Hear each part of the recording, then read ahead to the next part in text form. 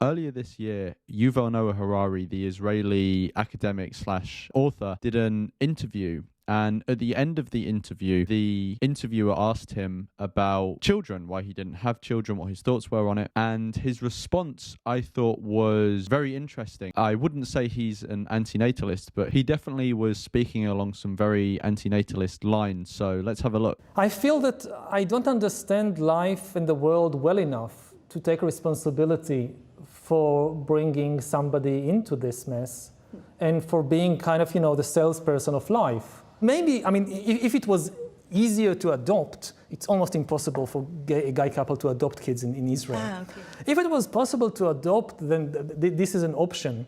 But just the possibility that I'm totally responsible for bringing somebody into this mess, which I don't understand. If I understood it, then okay. And then also being perhaps totally responsible for their death, this is too much for me. So I think in this clip, Yuval talks about three key things that I think antinatalists always talk about. Now, spoiler alert, I don't think he's fully antinatalist. In other clips, I've seen him not be as strong on the topic of procreation. But in this clip, he really hits on 3 points that I think are good to cover. So the first one is ignorance. He recognizes his own ignorance, that he doesn't understand the world fully. And let's be honest, no one does. It's impossible to.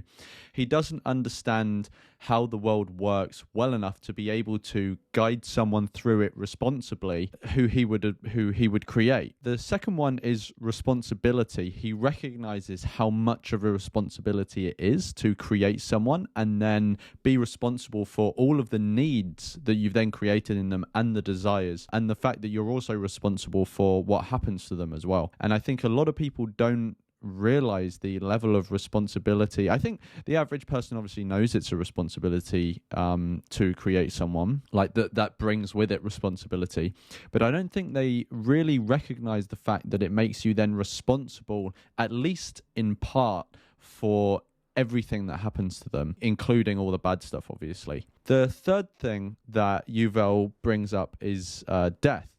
And he quite, I was quite actually surprised that he brought this up, because I don't think many people who aren't antinatalist really get this point, that he would ultimately be responsible for their death. And for anyone that's watching that doesn't realize, when you create someone, you're creating them with the knowledge that they will one day die.